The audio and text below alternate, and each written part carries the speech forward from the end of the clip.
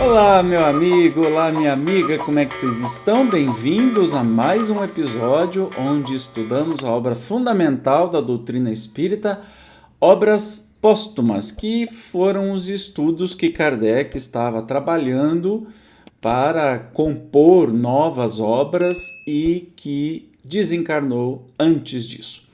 Vamos hoje começar um capítulo novo, não tem numeração nos capítulos, mas algo que se chama Teoria da Beleza. Vamos entender o que Kardec queria dizer com isso.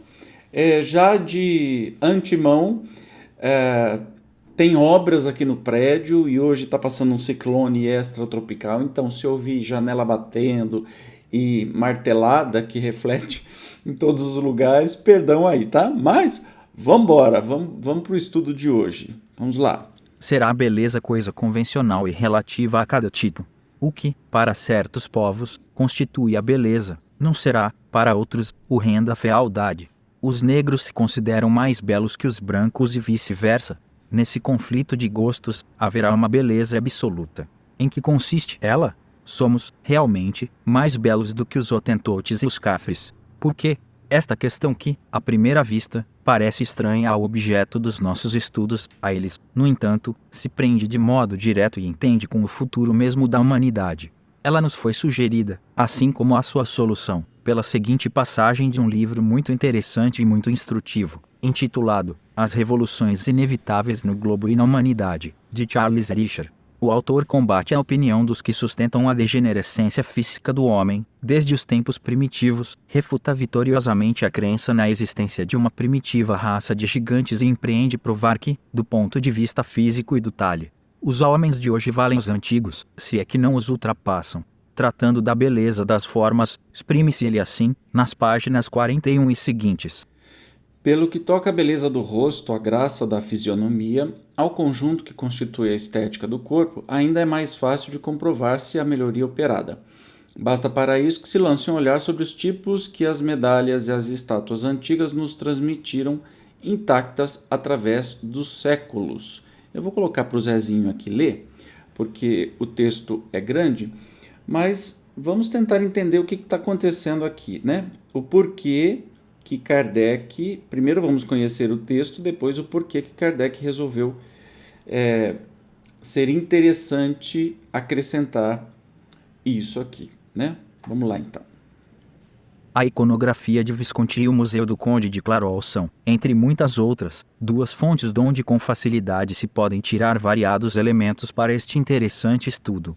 O que mais solicita a atenção nesse conjunto de figuras é a rudeza dos traços, a animalidade da expressão, a crueza do olhar. O observador sente, com involuntário frêmito, que tem diante de si gente que o cortaria em pedaços, para dá-los de comer às suas moreias, como fazia Poleão, rico apreciador de boas iguarias, cidadão de Roma e familiar de Augusto.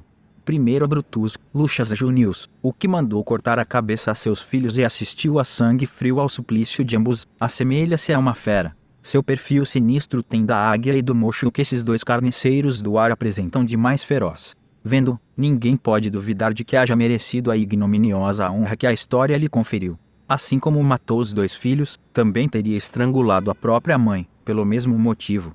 O segundo Brutus Marcus, que apunhalou César, seu pai adotivo, precisamente na hora em que este mais contava com o seu reconhecimento e o seu amor, lembrar, pelos traços, um asno fanático, não mostra, sequer, a beleza sinistra que o artista descobre muitas vezes, essa energia extremada que impele ao crime. Cícero, orador brilhante, escritor espiritual e profundo, que deixou tão grande recordação da sua passagem por este mundo, tem um rosto acachapado e vulgar, que certamente tornava muito menos agradável vê-lo, do que ouvi-lo. Júlio César, o grande, o incomparável vencedor, o herói dos massacres, que deu entrada no reino das sombras com um cortejo de 2 milhões de almas por ele previamente despachadas para lá, era tão feio como seu predecessor, mas de outro gênero.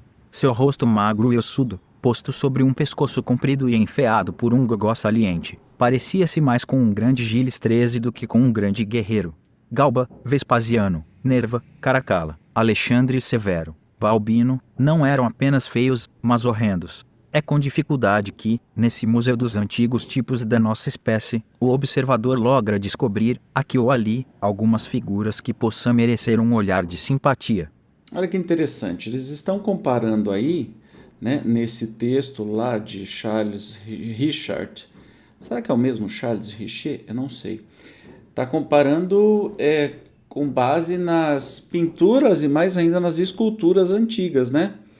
Como que a beleza do ser humano, né? Como que os traços do ser humano melhoraram conforme o tempo. Mas vamos continuar na leitura. As de Cipião, o africano, de Pompeu, de Cômodo, de Heliogabalo, de Antinous, pequeno de Adriano, são desse reduzido número.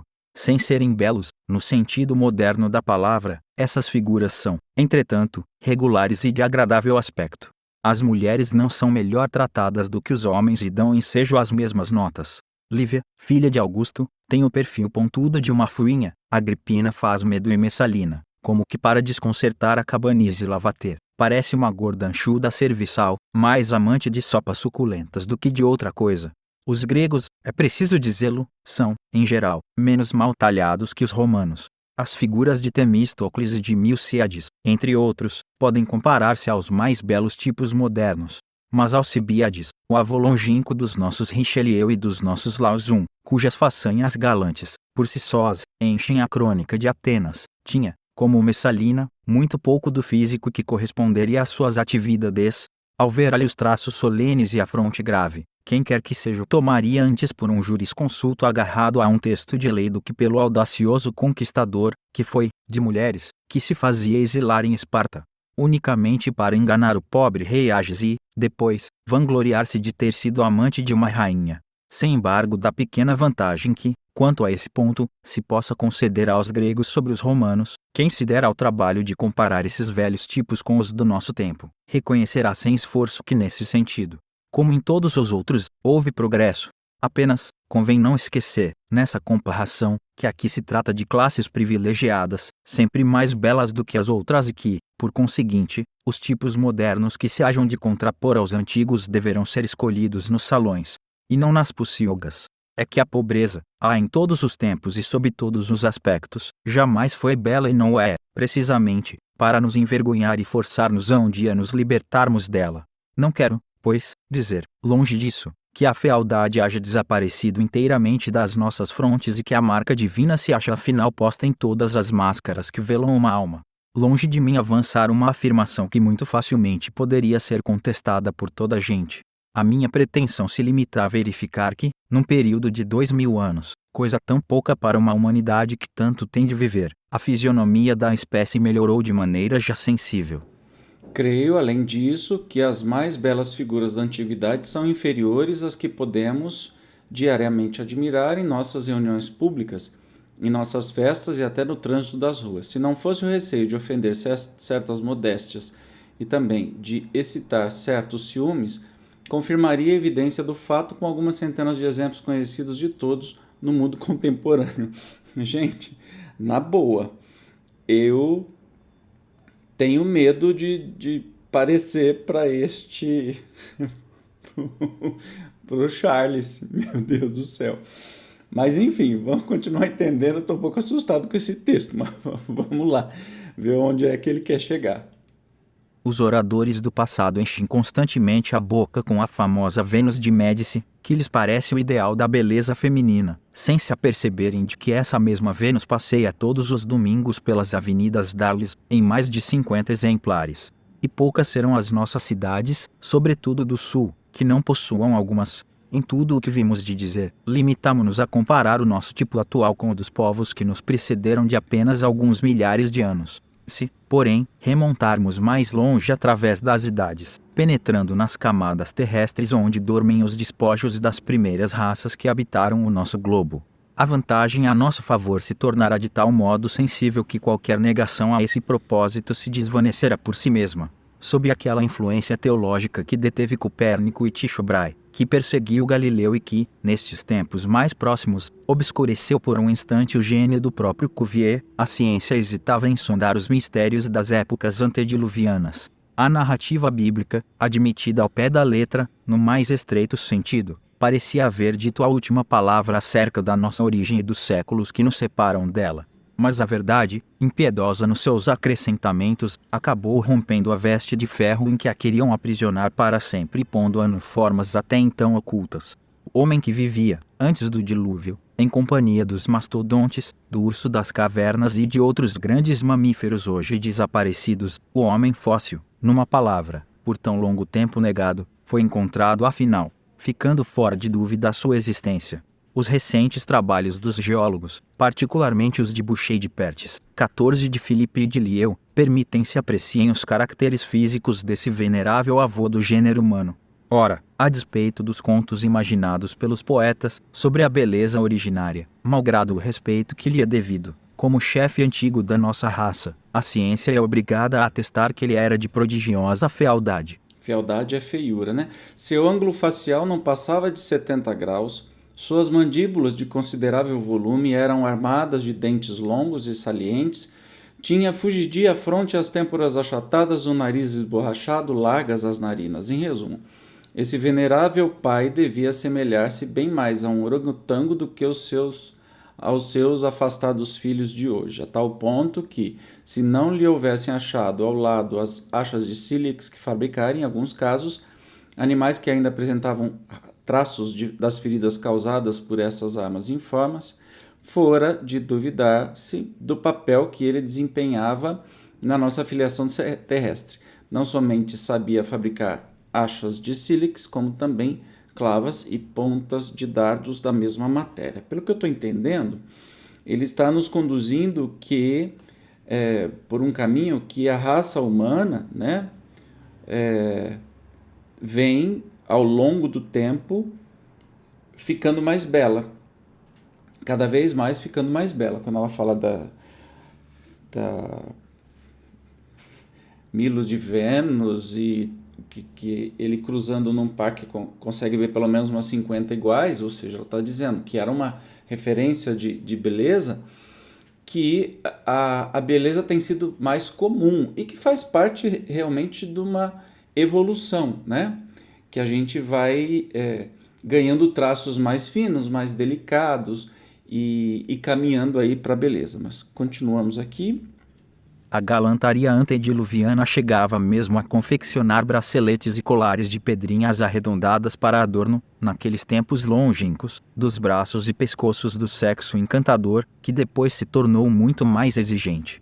Como todos podem testemunhar, não sei o que a respeito pensarão as elegantes dos nossos dias, cujas espadas cintilam de diamantes. Quanto a mim, confesso, não me posso forrar a uma emoção profunda, ao pensar nesse primeiro esforço que o homem, mal diferenciado do bruto, fez para agradar a sua companheira, pobre e nua como ele, no seio de uma natureza inóspita, sobre a qual a sua raça há de reinar um dia. Ó distanciados a vós, se já sabíeis amar, com as vossas faces rudimentares, como poderíamos nós duvidar da vossa paternidade, ante esse sinal divino da nossa espécie? É, pois, manifesto que aqueles humanos informes são nossos pais, uma vez que nos deixaram traços da sua inteligência e do seu amor, atributos essenciais que nos separam da besta.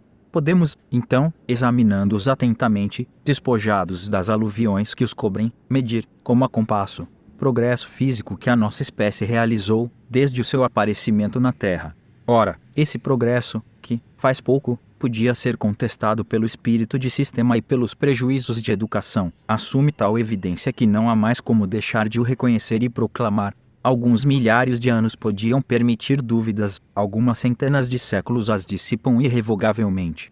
Quão jovens e recentes somos em todas as coisas! Ainda ignoramos o nosso lugar e o nosso caminho na imensidade do universo e ousamos negar progressos que, por falta de tempo, ainda não puderam ser reconhecidos. Crianças que somos, tenhamos um pouco de paciência e os séculos, aproximando-nos da meta, nos revelarão esplendores que, no seu afastamento, escapam aos nossos olhos apenas entreabertos. Mas desde já proclamemos em altas vozes, pois que a ciência não o permite, o fato capital e consolador do progresso lento, mas seguro do nosso tipo físico, rumo a esse ideal que os grandes artistas entreviram graças às inspirações que o céu lhes envia, revelando-lhes seus segredos. O ideal não é produto ilusório da imaginação, um sonho fugitivo destinado a dar de tempos em tempos compensação às nossas misérias. É um fim assinado por Deus aos nossos aperfeiçoamentos, fim infinito, porque só o infinito em todos os casos pode satisfazer ao nosso espírito e oferecer-lhe uma carreira digna dele. Tá, entendi que esse texto nos traz informações de que caminhamos, né, rumo ao belo e angelical, e que as artes enfim, o ser humano busca, né, anseia pelo belo e está se tornando, com o passar do tempo, mais belo cada vez. Mas vamos ver o que Kardec fala sobre isso. Destas judiciosas observações, resulta que a forma dos corpos se modificou em sentido determinado e segundo uma lei, à medida que o ser moral se desenvolveu, que a forma exterior está em relação constante com o instinto e os apetites do ser moral, que, quanto mais seus instintos se aproximam da animalidade, tanto mais a forma igualmente dela se aproxima, enfim, que, à medida que os instintos materiais se depuram e dão lugar a sentimentos morais, o envoltório material, que já não se destina à satisfação das necessidades grosseiras, toma formas cada vez menos pesadas, mais delicadas, de harmonia com a elevação e a delicadeza das ideias. A perfeição da forma é, assim, consequência da perfeição do espírito, donde se pode concluir que o ideal da forma há de ser a que revestem os espíritos em estado de pureza, a com que sonham os poetas e os verdadeiros artistas, porque penetram, pelo pensamento, nos mundos superiores. Disse, de há muito, que o semblante é o espelho da alma. Esta verdade, que se tornou axioma, explica o fato vulgar de desaparecerem certas fealdades sob o reflexo das qualidades morais do espírito e o de, muito humilde, se preferir a uma pessoa feia, dotada de eminentes qualidades,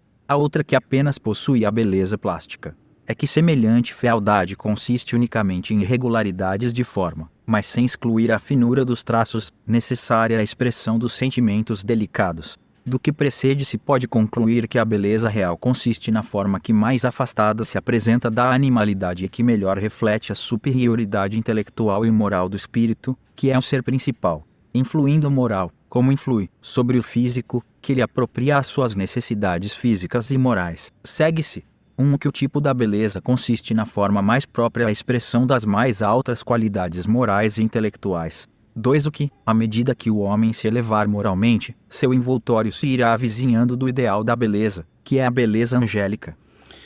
Ok, vamos entender que o nosso caminho da beleza física ele vai sendo traçado com os séculos, mas que isso realmente pouca importância tem para o espírito. Mas nós chegamos numa passagem, a única passagem muito polêmica da doutrina espírita, que eu quero ler com cuidado aqui, para ver com você, né, sobre o que era comum naquela época e muitas associações, né, de comunidades negras classificam isso como uma espécie de racismo, alguma coisa parecida, e que eu acredito que era mesmo.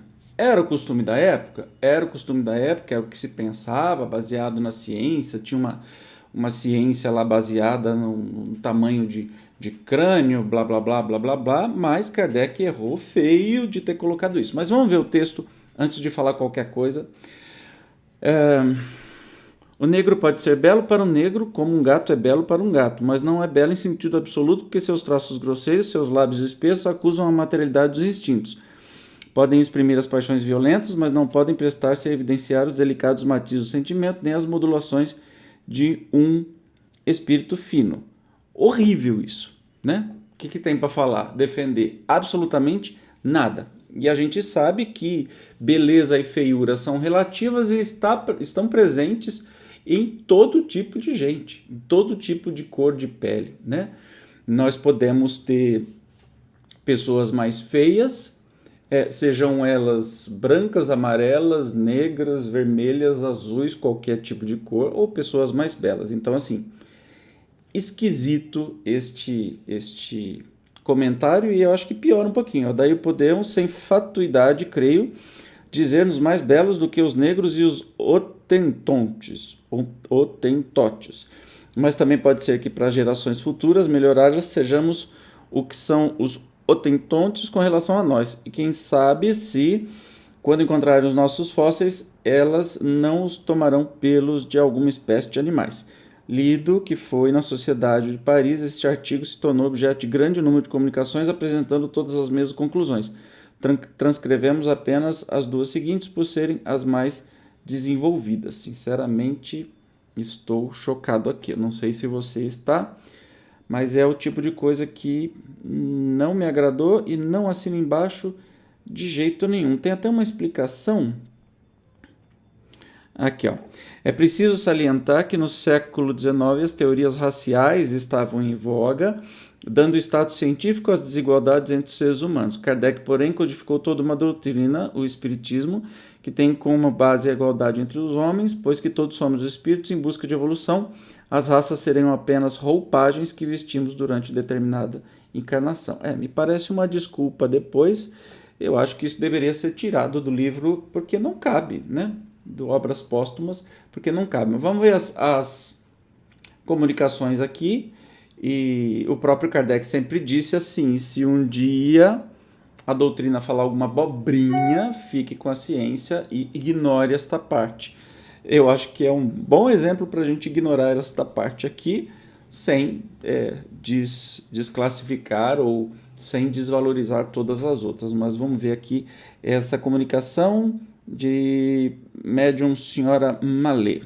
Ponderastes com acerto que a fonte primária de toda a bondade e de toda a inteligência é também a fonte de toda a beleza. O amor gera a beleza de todas as coisas, sendo ele próprio a perfeição. O espírito tem por dever adquirir essa perfeição, que é a sua essência e o seu destino. Ele tem que se aproximar, por seu trabalho, da inteligência soberana e da bondade infinita. Tem, pois, também que revestir a forma cada vez mais perfeita que caracteriza os seres perfeitos. Se, nas vossas sociedades infelizes, no vosso globo ainda mal equilibrado, a espécie humana está tão longe dessa beleza física, é porque a beleza moral ainda está em começo de desenvolvimento. A conexão entre essas duas belezas é fato certo, lógico e do qual já neste mundo a alma tem a intuição. Com efeito, sabeis todos quão penoso é o aspecto de uma encantadora fisionomia, cujo encanto, porém, o caráter desmente. Se ouvis falar de uma pessoa de mérito comprovado, logo lhe atribuis os mais simpáticos traços e ficais dolorosamente impressionados, quando verificais que a realidade desmente as vossas previsões. Que concluir daí, senão que, como todas as coisas que o futuro guarda de reserva, a alma tem a presciência da beleza, à medida que a humanidade progredisse. Aproxima do seu tipo divino. Não busqueis tirar da aparente decadência em que se acha a raça mais adiantada deste globo argumentos contrários a essa afirmação. Sim, é verdade que a espécie parece degenerar, abastardar-se. Sobre vós se abatem as enfermidades antes da velhice. Mesmo a infância sofre as moléstias que habitualmente só se manifestam noutra idade da vida. É isso, no entanto, simples transição. A vossa época é má, ela acaba e gera. Acaba um período doloroso e gera uma época de regeneração física, de adiantamento moral, de progresso intelectual. A nova raça, de que já falei, terá mais faculdades, mais recursos para os serviços do espírito, será maior, mais forte, mais bela. Desde o princípio, por-se-á de harmonia com as riquezas da criação que a vossa raça, descuidosa e fatigada, desdenha ou ignora. Ter-lhes feito grandes coisas, das quais ela aproveitará, avançando pela estrada das descobertas e dos aperfeiçoamentos, com um ardor febril cujo poder desconheceis. Mais adiantados também em bondade, os vossos descendentes farão desta infeliz terra o que não haveis sabido fazer, um mundo ditoso, onde o pobre não será repelido, nem desprezado, mas socorrido por vastas e liberais instituições. Já desponta a aurora dessas ideias, chega-nos, por momentos, a claridade delas. Amigos, eis afinal o dia em que a luz brilhará na terra obscura e miserável, em que a raça será boa e bela, de acordo com o grau de adiantamento que haja alcançado, em que o sinal posto na fronte do homem já não será o da reprovação, mas um sinal de alegria e de esperança. Então, os espíritos adiantados virão, em multidões, tomar lugar entre os colonos deste globo, estarão em maioria e tudo lhe cederá ao passo. Far-se a renovação e a face do globo será mudada, porquanto essa raça será grande e poderosa e o momento em que ela vier assinalará o começo dos tempos venturosos. Espírito Pamphili. Pois é. Não sei se essa comunicação acrescentou muito. Desculpem, eu estou um pouco chocado do que eu acabei de ler. Engraçado que em outra época eu talvez não teve essa intensidade, mas como a gente está num momento tão difícil, né, onde precisamos eliminar qualquer resquício de preconceito, de racismo, de qualquer tipo de preconceito, estas poucas linhas me fizeram realmente ficar um pouco decepcionado, mas vamos entender que Kardec, como qualquer outra pessoa, também era passível de se equivocar de certos assuntos que na época eram comuns. Existia um estudo comparativo entre as raças, quem era a raça mais evoluída, quem era a raça menos evoluída, enfim, um dos milhares de erros que a ciência cometia, e Kardec, querendo ficar ao lado da ciência, botou um trem desse. Talvez ele nem iria publicar, será? Não sei. E como isso aconteceu depois do seu desencarne, alguém achou por bem publicar este trecho. Vai saber, né? Mas vamos ver a outra comunicação agora. Paris, 4 de fevereiro de 1869. A beleza, do ponto de vista puramente humano, é uma questão muito discutível e muito discutida.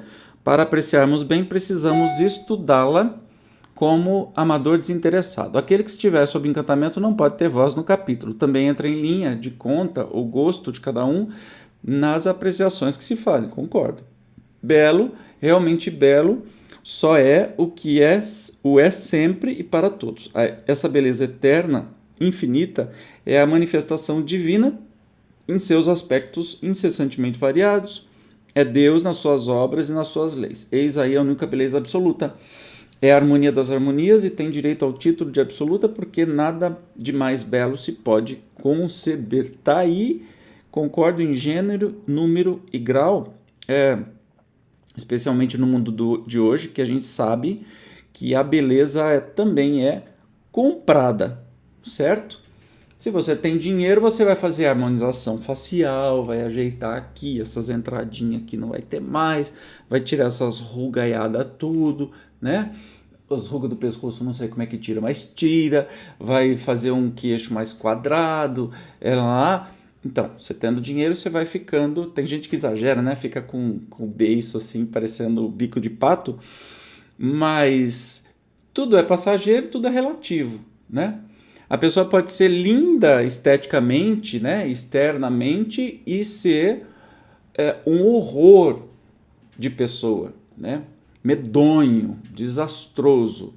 E concordo com essa comunicação que diz que a única beleza absoluta é Deus. Quanto ao que se convencionou chamar belo e que é verdadeiramente digno desse título, não deve ser considerado senão como coisa essencialmente relativa, porquanto sempre se pode conceber alguma coisa mais bela, mais perfeita. Somente uma beleza existe, uma única perfeição, Deus. Fora dele, tudo o que adornarmos com esses atributos não passa de pálido reflexo do belo único, de um aspecto harmonioso das 1001 harmonias da criação. Há tantas harmonias, quantos objetos criados, quantas belezas típicas, por conseguinte, determinando o ponto culminante da perfeição que qualquer das subdivisões do elemento animado pode alcançar. A pedra é bela e bela de modos diversos, cada espécie mineral tem suas harmonias e o elemento que reúne todas as harmonias da espécie possui a maior soma de beleza que a espécie possa alcançar. A flor tem suas harmonias, também ela pode possuí-las todas ou insuladamente ser diferentemente bela, mas somente será bela quando as harmonias que concorrem para a sua criação se acharem harmonicamente fusionadas. Dois tipos de beleza podem produzir, por fusão, um ser híbrido, informe, de aspecto repulsivo, a então cacofonia. Todas as vibrações, insuladamente, eram harmônicas, mas a diferença de tonalidade entre elas produzia um desacordo, ao encontrarem-se as ondas vibrantes, daí o monstro. Descendo à escala criada, cada tipo animal dá lugar às mesmas observações e a ferocidade, a manha, até a inveja poderão dar origem a belezas especiais, se estiver sem mistura o princípio que determina a forma. A harmonia, mesmo no mal, produz o belo. Há o belo satânico e o belo angélico, a beleza enérgica e a beleza resignada. Cada sentimento, cada feixe de sentimentos, contanto que seja harmônico, produz um particular tipo de beleza, cujos aspectos humanos são todos, não degenerescências, mas esboços. É, pois, certo dizermos, não que somos mais belos, porém que nos aproximamos cada vez mais da beleza real, à medida que nos elevamos para a perfeição. Todos os tipos se unem harmonicamente no perfeito. Daí o ser este o belo absoluto. Nós que progredimos possuímos apenas uma beleza relativa, debilitada e combatida pelos elementos desarmônicos da nossa natureza. Mensagem de Lavater. Aí eu concordo em gênero, número e grau, né? Nós realmente, a beleza tem a ver, claro que tem padrões estéticos que no mundo de hoje até a gente sem saber, né? O que faz a harmonização facial, por exemplo? Ela acerta alguns detalhes, às vezes eu tenho um queixo pontudo, um rosto mais fino, alguma coisa assim. Existe uma tabela, né, de características que nos atrai. Por quê? Não sei, mas que nos atrai visualmente falando, né? E aí essas características são copiadas pelos profissionais que fazem harmonização facial ou fazem plásticas, cirurgias plásticas, né? Então, isso é natural, né? Olhando para o físico. E não importa, né? A raça, cor de pele, nacionalidade, não importa se você tem um zoião, se tem um zoinho puxado, se você tem um olho azul, preto, não sei o quê. Existe um padrão universal de beleza que atrai o nosso olhar, né? E claro que o mercado já manjou o que é isso, aí faz lá os preenchimentos, os fios, deixa o queixo quadrado, blá blá blá. Tem gente que exagerou tanto na harmonização facial que parece outra pessoa, né? Tenho certeza que você vai lembrar aí de alguns cantores, cantoras, né, que fizeram um monte de coisa e mudaram completamente o rosto. Mas aí esse espírito vem nos dizer, né, que o que interessa de verdade é a nossa progressão emocional e espiritual como caráter. Isso vai sendo refletido com o tempo, né, harmonicamente no nosso corpo, ou se a gente veio com uma escolha de ser uma pessoa feia, tem algum objetivo, por exemplo. E nem por isso quer dizer que uma pessoa feia seja menos evoluída, moralmente, espiritualmente, ou seja lá o que for, do que uma pessoa bonita. Que a gente sabe que tem pessoas muito bonitas que são mau caráter absoluto e pessoas muito feias que são um encanto, uma luz. E que basta assim, 30 segundos de conversa que você já não vai enxergar mais a feiura naquela pessoa, assim como com 30 segundos de conversa você já não vai enxergar a beleza naquele que é belo, ou naquela que é bela, né? Então tudo é muito relativo e fica aí um momento para a gente pensar sobre isso, pensar naquilo que a gente dá valor, né? Às vezes a gente julga pela beleza da pessoa, a gente julga pelo jeito que ela está vestida e, por exemplo, tem muito ladrão, vigarista, muito bem vestido. Acabei de ver dois meninos roubarem um celular de uma pessoa aqui na frente da rua de casa. Eles estavam impecáveis, em bicicleta, estava vestido, disfarçado de entregador, mas assim, muito bem vestido, etc e tal, no momento de distração. E aí, quer dizer o quê? Nada, né? A gente tem muita gente bonita que dá golpe sentimental, deixa outra pessoa completamente pobre, rouba tudo que tem, ou até mesmo faz alguma agressão. O que tem isso a ver com a beleza física? Absolutamente nada, né? Pelo menos é o que eu entendi este texto me fez pensar. E comente aí o que você achou, né? Novamente, não concordo com aqueles 2 parágrafos que Kardec escreveu. Acho que foi péssimo, mesmo que justificável que na época existia um estudo científico sobre a comparação das raças e quem era mais bela ou menos bela, se era mais evoluído ou menos evoluído, completamente equivocado e abandonado pela ciência. Infelizmente está aqui no Obras Póstumas. Fica aí a minha sugestão para que se tire isso com urgência desse Obras Póstumas, porque estraga um trabalho magnífico. Tá bom? Obrigado pela sua presença. No próximo episódio nós vamos falar sobre a música celeste. Aí é um assunto que muito me interessa e eu tenho certeza que você vai gostar. Eu te espero. Até o próximo. Tchau.